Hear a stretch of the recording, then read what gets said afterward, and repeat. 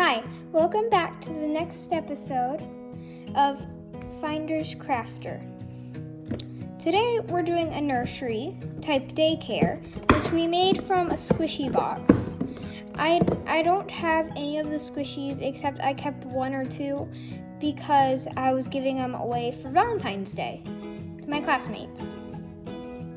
So why don't we see the inside? It isn't a very big house and there isn't very much in it, but I like it because it's plain and simple.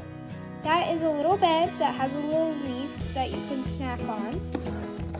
Those are like little posters, like how sometimes usually in daycares there are like little posters. And then that's supposed to be like a decoration because you could name it like Sunny Nursery or something. And the owner of this is Splashy, a little dolphin.